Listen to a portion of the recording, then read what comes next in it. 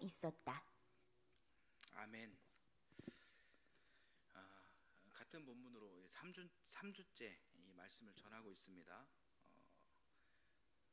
이 3주에 걸친 말씀이 이게 다 연결되어 있습니다. 그래서 혹시 지지난주 말씀을 못 들으신 분들은 유튜브에 녹화된 설교를 들으시면 오늘 설교가 더 잘 이해되실 수 있으리라 생각합니다. 바로 말씀으로 들어가겠습니다. 먼저 5절 6절을 다시 한번 읽겠습니다. 같이 읽겠습니다. 예루살렘에는 경건한 유대 사람이 세계 각국에서 와서 살고 있었다. 그런데 이런 말소리가 나니 많은 사람이 모여와서 각각 자기네 지방말로 제자들이 말하는 것을 듣고서 어리둥절하였다. 네, 지난주에 말씀을 드린 것처럼 저는 여기서 말하는 그런 그 각국의 언어, 방언, 이것은요 외국어라고 그렇게 봅니다.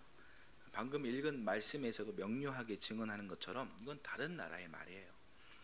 마가 요한의 다락방에서 성령 충만을 받은 12사도들과 120명의 성도들은 한 번도 자기네들이 배운지도 또 알지도 못하는 말을 이렇게 막 하기 시작한 것이에요. 예를 들어서 이런 거죠. 오늘 기도하신 우리 이규호 집사님은 중국어 동시 통역이 가능하신 분이니까 중국어로 막 기도는 해보셨는지 모르겠지만 중국어로 기도가 이제 가능하시겠죠. 그러나 중국어라고는 저는 니하오밖에 모르거든요. 그런 제가 갑자기 막 중국어로 막 말을 하기 시작하고 막 기도를 하기 시작하는 거예요. 우리 꽃별이와 우리 유정이가 스페인어, 아프리카어, 몽골어 이런 기도를 이런 말을 막 하기 시작하는 거예요. 그런 그 언어로 막 기도를 막 하는 겁니다. 성경 이야기가 바로 이제 그런 상황이라는 것입니다. 그렇다고 이제 오순절 성령 강림 사건이 끝나고 나서 12사도 120명 성도들이 뭐 그날 했던 외국어를 그 다음 날에도 유창하게 잘했냐, 그런 것은 또 아닙니다. 이날만 성령 충만함을 입어서 그렇게 한 것이죠. 이례적인 그런 사건이었던 것입니다.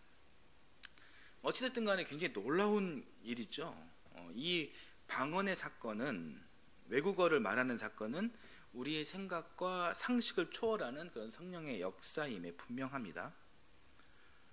그런데 이런 이야기를 하는 사람도 있어요. 12사도와 120명의 성도들이 외국어를 말했다기보다는 뭐 자기네 언어, 그러니까 히브리어, 또 헬라어 이렇게 이걸로 말했는데 저 외국에 온 사람들이 알아듣기를 자기네 나라 언어로 이렇게 알아들었다. 이런 이야기도 하는 사람이 있습니다. 뭐 이런 상상도 얼마든지 가능하죠.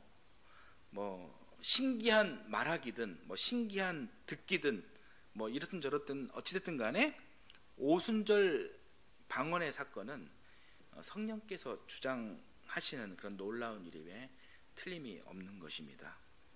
여기서 중요한 것은 뭐 듣기냐 말하기냐 뭐 이런 것이 중요한 것이 아니라 왜 하나님께서는 각기 언어가 다른 사람들을 하나로 통하게 하셨을까예요.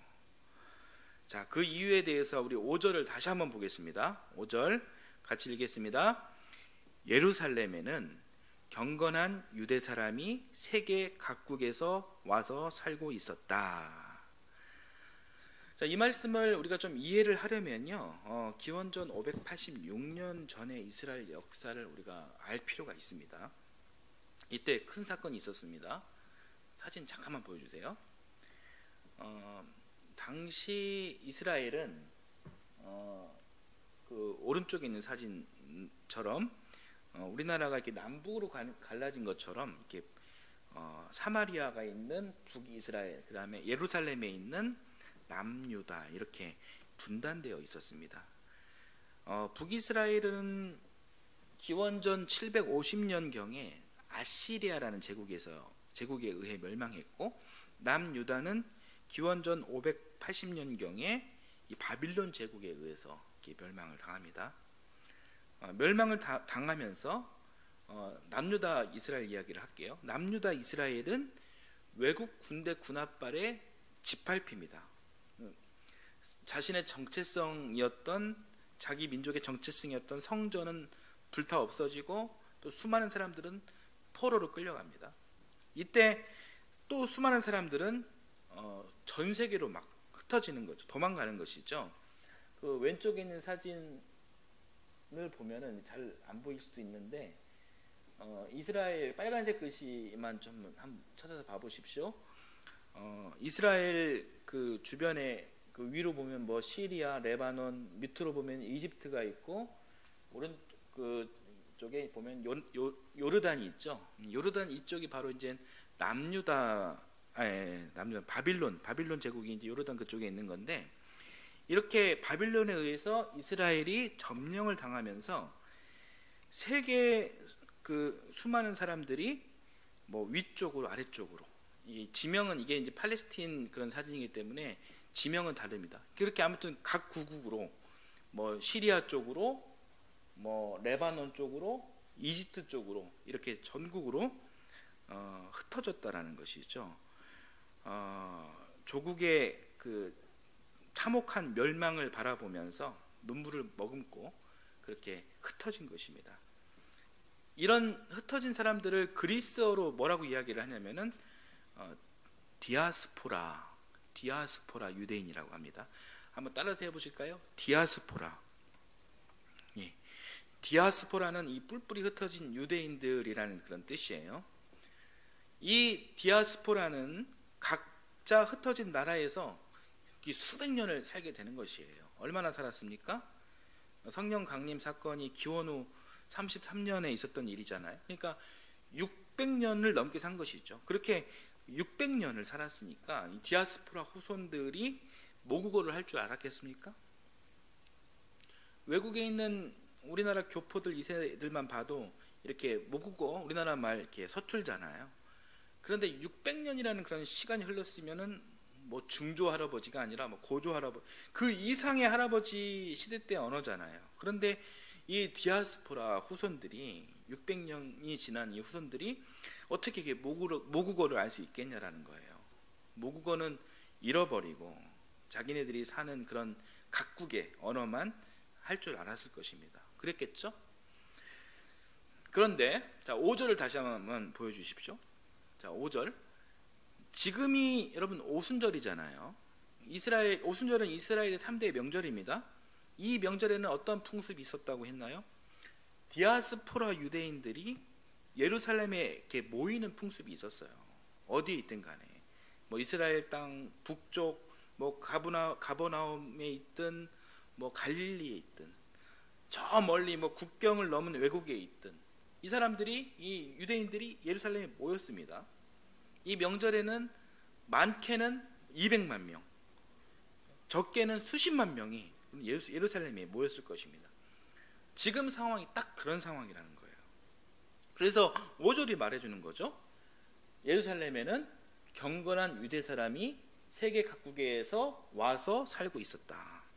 이 오순절에 비록 외국에서 삶을 꾸리고 살지만 유대 민족으로서 자부심이 있던 그런 유대인들, 집안의 유대인들, 이런 사람들은요, 성경은 이렇게 각국에 사는 그런 경건한 유대 사람 이렇게 표현한 것입니다.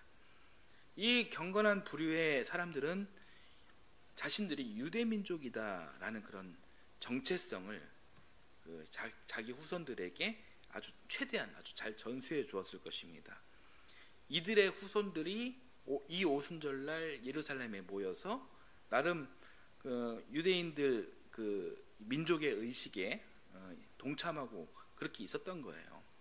지금 5절은 바로 그런 이야기를 해주고 있는 것입니다. 여러분 5절 말씀 이해가 되시죠?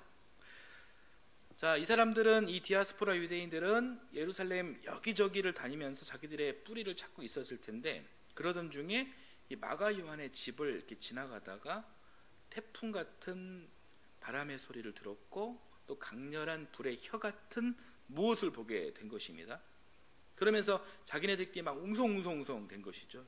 이게 뭔 일이냐, 이게 우리 조상들이 말씀하시던 하나님 영의 역사냐, 막 이런 이야기가 오가고 퍼지고 순식간에 이 귀한 소문이 예루살렘 전체를 막 뒤덮었을 것입니다. 그래서 수많은 유대인들이 이 마가 요한의 집에 이렇게 모이게 됐는데, 이때 이 집 꼭대기층 다락방에서 방언으로 기도하는 소리를 들은 거예요. 그런데 그 소리가 범상치 않은 것입니다. 만약에 막 시시한 소리 같았으면 무시하고 그냥 갔을 테죠. 그런데 자세히 들어보니까 자기 나라 언어로 막 말을 하고 있는 거예요. 그러면서 막 기도하고 있는 거예요. 그래서 깜짝 놀란 것입니다. 6절을 다시 보겠습니다. 6절. 자, 그런데 이런 말소리가 나니 많은 사람이 모여와서 각각 자기네 지방말로 제자들이 말하는 것을 듣고서 어리둥절하였다. 여러분, 이 말씀도 이해가 되시죠? 자, 다음 절도 한번 또 보겠습니다. 그들은 놀라 신기하게 여기면서 말하였다. 보시오, 말하고 있는 이 사람들은 모두 갈릴리 사람이 아니요. 자, 7절 말씀을 보니까요, 아마 이 다락방에는 정말 테라스가 있었던 것 같습니다. 분명해 보입니다.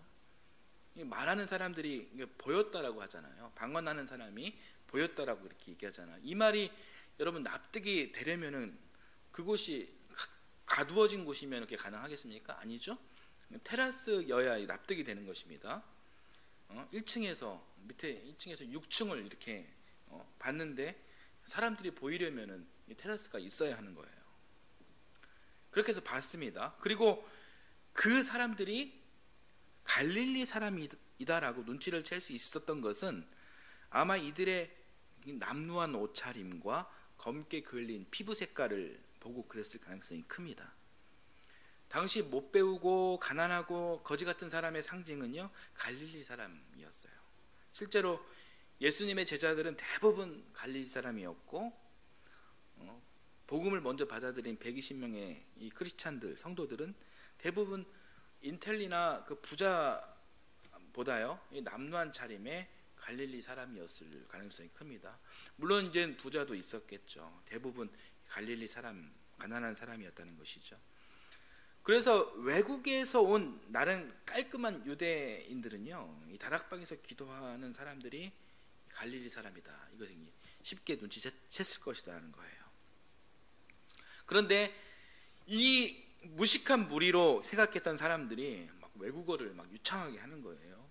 기억, 니은, 디귿, ABC도 못할 것 같은 사람들이 자기네들 나라 문화, 자기네들 언어, 이것을 이 외국어를 막 자유자재로 막 쏟아내는 겁니다. 오늘날식으로 보자면은 산골짜기 그런 깡촌에서 사는 사람들이 갑자기 막 영어, 막 중국어, 스페인어, 막 프랑스어 뿐만 아니라 막 몽골어, 아랍어, 심지어는 소수민족 언어까지 막 유창하게 막 구사하는 겁니다. 성경에 보면 최소한 15개 국가 언어를 한 거예요. 9절에서 11절 말씀을 보면 15개 지방을 설명해 주는데, 이 지방에 또 국경이 막 나눠져 있습니다. 그러니까 한 40개 그 언어는 충분히 했다라는 겁니다. 각국에서 온 유대인들은 대부분 여러분 그 이스라엘 언어인 히브리어, 헬라어 이거 잘 모를 거예요. 모르니 이 오순절 날 행사들만 눈으로 이렇게 보고 가려고 한 것인데, 세상에 이 무식한 줄만 알았던 이 촌사람들이 자기 나라 말을 막 유창하게 하니까 일단 그것 때문에 놀라고요. 그리고 그 하는 말을 자세히 들어보니까 이 갈릴리 사람들이 굉장히 중요한 말을 하고 있었다는 거예요. 여기에서 또다시 놀란 것입니다. 그 놀라는 이야기가 여러분 그 6절, 7절 말씀인 거예요. 이 말씀도 여러분 이해가 되시죠? 자, 여기서 또 중요한 것은 무엇이냐면요, 이 마가요한 다락방에서 방언을 한 이 성도들이 무슨 말을 했느냐라는 것입니다. 자, 11절, 자, 후반부 말씀을 또 함께 보겠습니다. 자, 같이 보겠습니다. 우리는 저들이 하나님의 큰 일들을 방언으로 말하는 것을 듣고 있어. 네. 자, 무슨 말을 크리스찬들이 했기에 유대인들이 놀랐을까요? 하나님의 큰 일입니다. 하나님의 큰 일이라는 것이 무슨 일을 말하는 것일까요? 그것은 복음 이야기겠죠. 예수 그리스도가 이 땅에 왜 오셨고, 왜 죽으셨고, 어떻게 부활하셨고, 어떻게 승천하셨는지.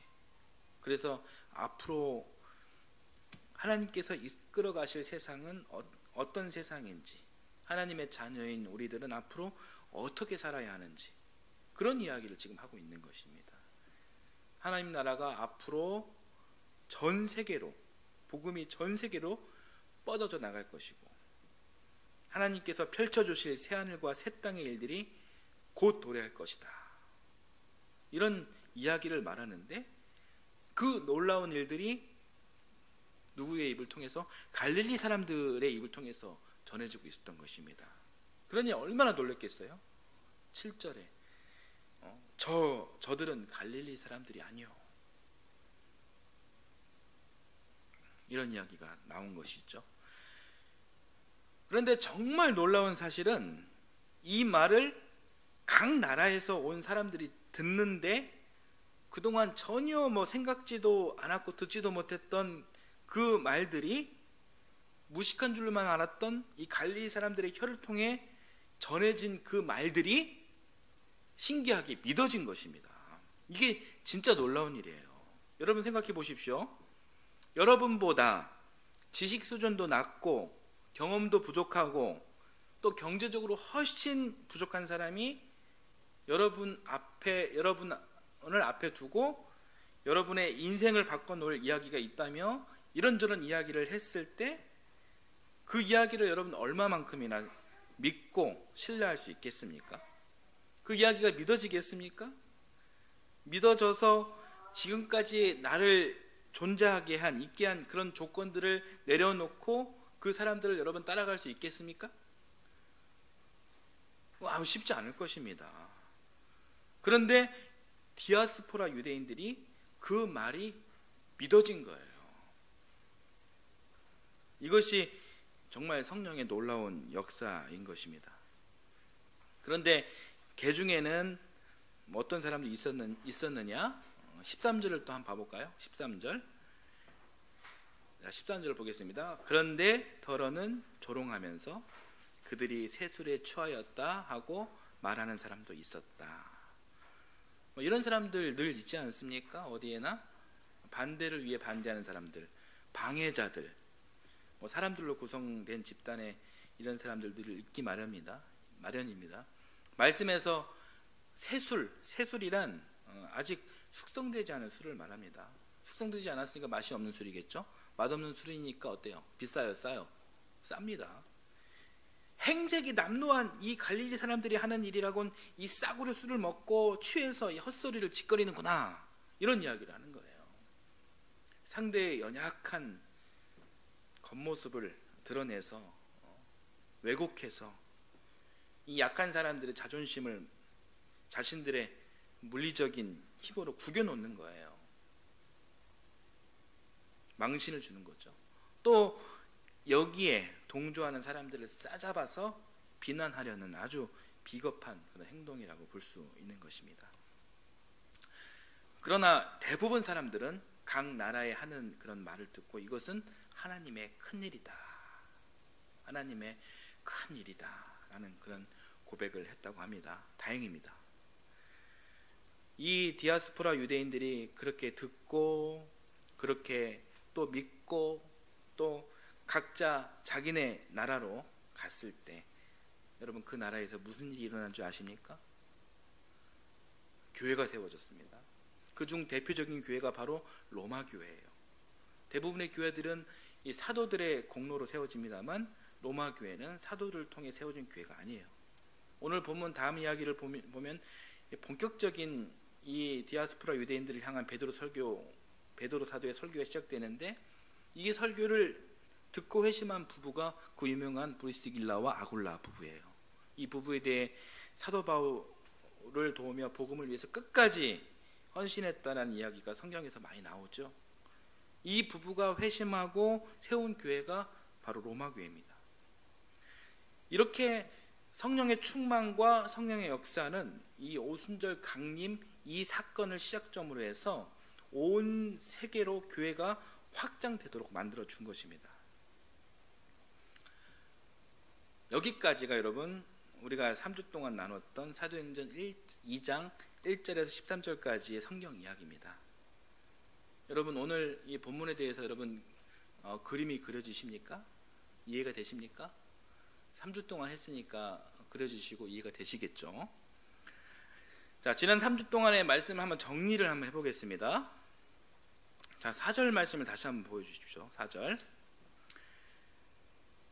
그들이 모두 성령으로 충만하게 되어서 성령이 시키는 대로 각각 방언으로 말하기 시작하였다. 네, 굉장히 중요한 말씀입니다. 그들이 성령 충만으로 말을 하게 됐는데 어떻게 말했냐면 4절 앞 전절인 3절에 불의 혀처럼 말했다라고 합니다. 그런데 중요한 것은 어떻게 말했냐라는 거예요. 일사불란하게 똑같은 그런 말을 했나요? 이 부분 굉장히 중요합니다. 어떻게 말했냐면 불의 혀처럼 각각 말했다입니다. 각각이 중요합니다. 여러분 성경을 펴고 계시다면 각각의 여러분 밑줄을 그으시고요. 별표도 표시해 주세요. 같은 예수 그리스도 공동체지만 각각 불의 혀로 임한 것입니다. 그 혀가 누구의 혀입니까? 이 공동체가 예수 그리스도의 공동체니 예수 그리스도의 혀입니다. 예수 그리스도의 불의 혀입니다. 그래서 그 예수 그리스도의 혀가 각 사람을 통해 말하게 하신 거예요. 예수 그리스도와 같은 본질이신 성령께서 각각의 사람들을 주장하여 그들의 혀를 통해 예수 그리스도께서 하고 싶은 그 말을 이 사람들을 통해, 이 사람들이 누굽니까? 12제자와 120명 성도들입니다. 이 사람들을 통해 예수 그리스도의 복음 이야기가 전해진 것입니다. 이게 4절 말씀의 굉장히 중요한 포인트예요. 여러분 이 이야기를 먼저 기억해 주시고요. 성령 충만이라는 것이 또 무엇입니까? 내 혀로, 내 입으로 내 이야기를 하는 것, 내 삶을 살아가는 것이 성령 충만일까요? 아니에요. 예수 그리스도의 혀를 가지고 예수님의 이야기를 하며 사는 것이 그것이 성령 충만인 것입니다. 그렇다고 단순하게 입 밖에 말을 하는 것만이 성령 충만은 아닙니다. 자, 사도행전 1장 8절 말씀을 보겠습니다. 굉장히 중요한 말씀입니다. 자, 같이 읽겠습니다. 그러나 성령이 너에게 내리시면 너희는 능력을 받고 예루살렘과 온 유대와 사마리아에서 그리고 마침내 땅끝에까지 이르러 내 증인이 될 것이다. 여러분 이 말씀은요 밑줄은 물론이고 별표를 한 10개 그렇게 해도 아깝지 않은 그런 귀한 말씀입니다. 내 증인이 될 것이다. 여기서 내 증인, 내가 누굽니까? 예수 그리스도예요.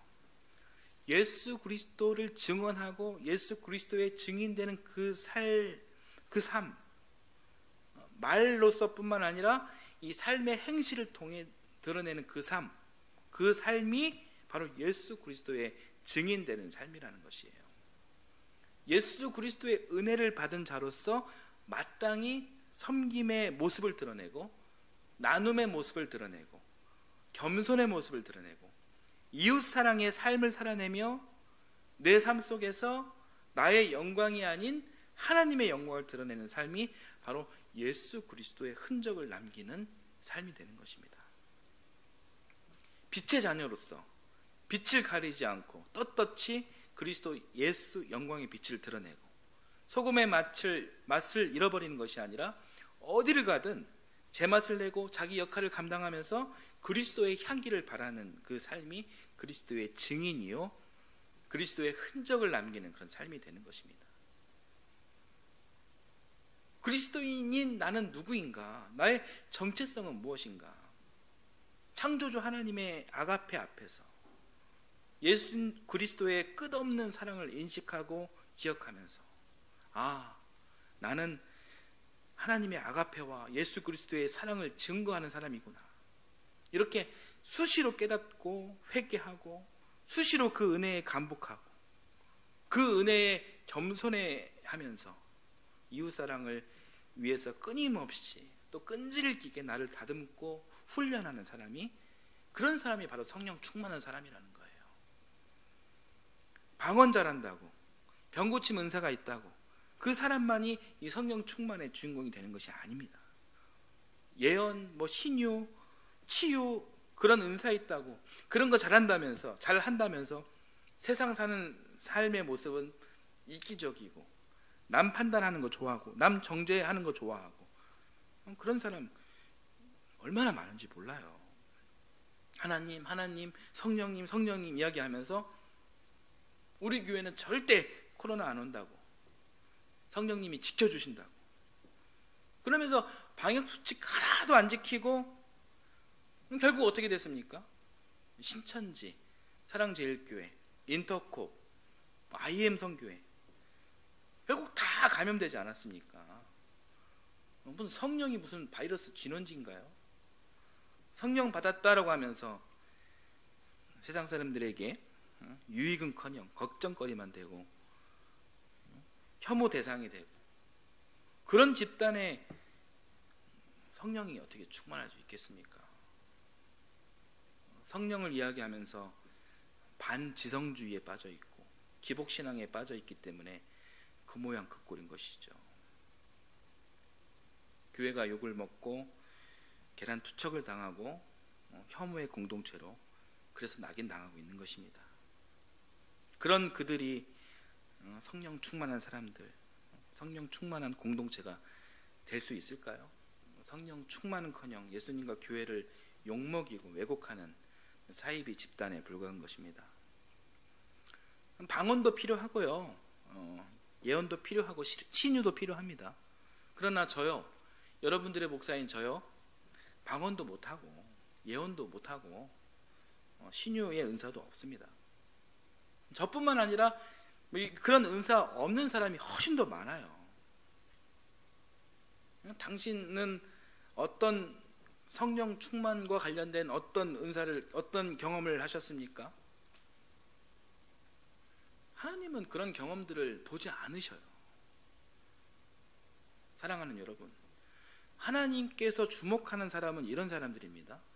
성령 세례를 받은 자로서 그리스도 예수를 위해서 어떤 삶을 살고 있느냐, 어떤 증인된 모습으로 서 있느냐, 어떤 삶의 흔적이 있느냐, 하나님께서는 이것을 보십니다. 이 기준을 갖고 끊임없이 반성하고 회개하고 나를 다듬고 훈련하고 예수 그리스도의 사랑을 전하고 실천하기 위해 부단히 노력하는 그 삶, 그 귀한 삶, 그것이 바로 성령 충만한 삶인 거예요.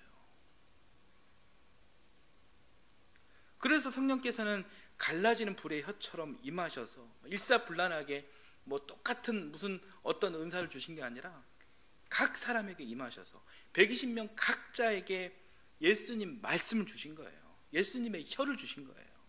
그래서 그 자리에 있던 외국에서 온 유대인들, 비록 이 사람들 다 각기 다른 모습이고 다른 언어를 갖고 있지만 이 성령의 놀라운 역사를 통해 예수님의 말씀을, 복음을 자기 나라 말로 알아듣게 되고 이해하게 되고 깨닫게 되고 하나님의 큰 일로 고백하게 되면서 세례도 받고 그리스도인이 된 것입니다. 성령 충만한 자기 혀를 가지게 된 것입니다. 그리고 이 사람들 자기네 나라 고향 땅으로 돌아가서 교회를 세우고 복음을 위한 위대한 성령 충만의 삶을 살았던 것입니다. 이것이 하나님 나라 확장인 거예요. 성령 충만은 하나님 나라 확장과 연결되는 것입니다. 여러분, 이제 중요한 것 한 가지만 전하고 설교를 마치겠습니다. 하나님께서 그렇게 오순절날 각 나라의 말로 방언이 터지게 하신 가장 중요한 이유는 이것입니다. 복음의 역사가, 복음의 증인이 마가 요한 다락방에 안에 있던 크리스찬들과 밖에 있던 디아스포라 유대인들에게만 해당되는 삶이냐? 아니란 결론은 아닙니다. 복음은 복음이 필요한 온 만민과 열방으로 뻗어져 나가야 한다는 것입니다. 성경은 복음이 전해진 범위가 이스라엘 중심으로 있는 주변 국가들, 당시 소아시아와 유럽 그런 지역의 국가들만 이야기하고 있지만 거기에만 국한된 것이 아니에요. 아프리카, 오세아니아, 남미, 아시아까지 이게 뻗어져 나가야 한다는 것입니다. 따라서 하나님이 주신 이 사명과 명령은 성경에 나온 사람들뿐만 아니라 성령 세례를 받고 복음을 받아들인 사람들, 이들에게도 증인되는 삶을 요구하고 있는 것입니다.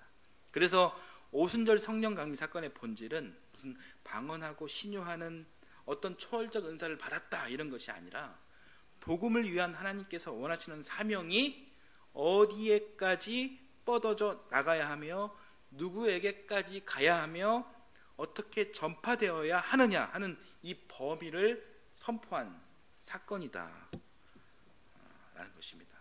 그래서 오직 하나님의 치밀한 계획 속에 있었던 예수님의 탄생, 십자가, 부활, 승천, 이것은 하나님께서 하신 일이죠.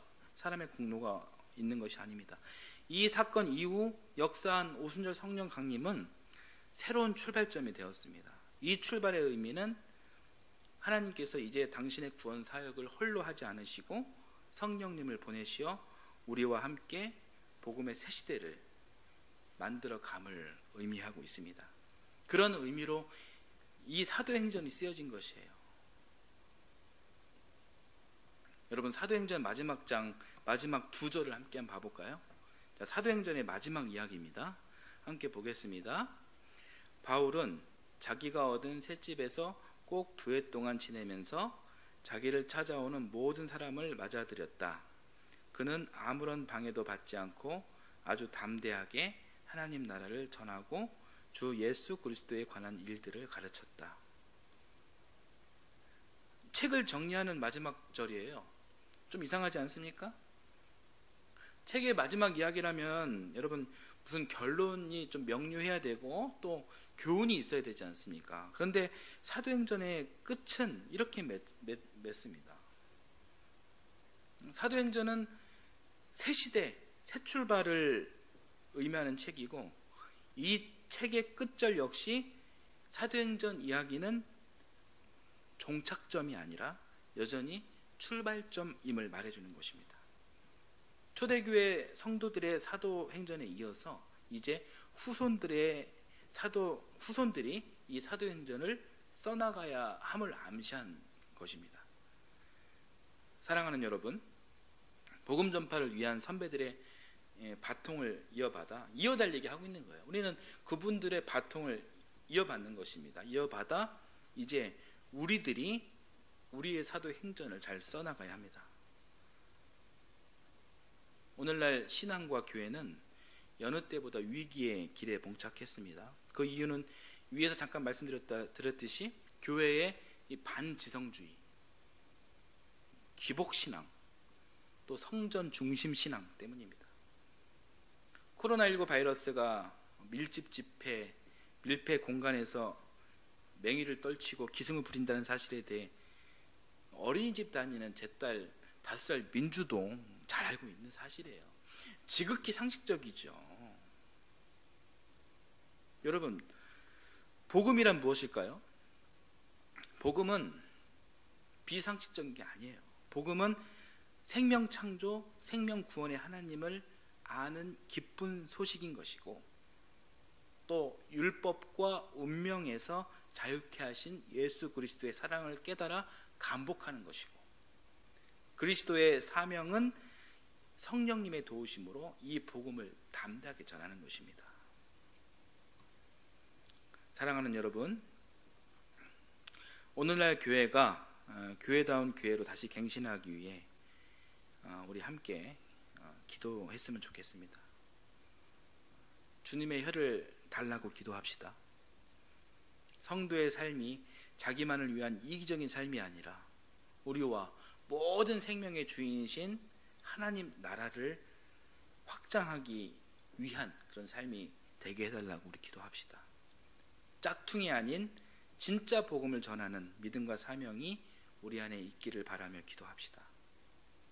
이 기도 가운데 여전히 발행 중인 이 사도행전이 오늘의 우리 삶 가운데 멋지게 쓰여질 수 있기를 바랍니다. 멋지게 써나가는 동탄하이교회 공동체가 되기를 기도합니다. 찬송하겠습니다.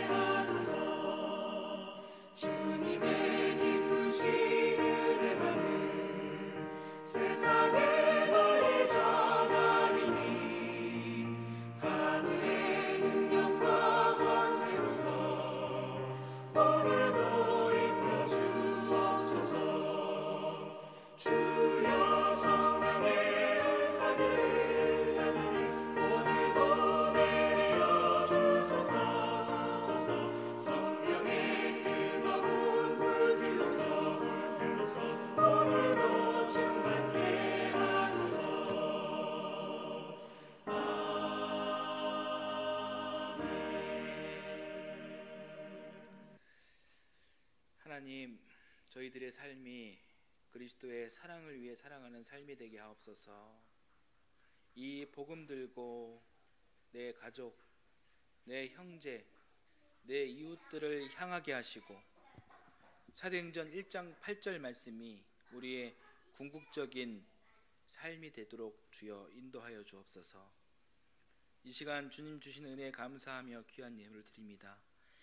이 예물이 쓰이는 곳곳마다 하나님의 정의가 드러나게 하시고 바친 손길 기억하셔서 주의 복으로 충만케 하옵소서. 감사드리며 예수님의 이름으로 기도드립니다.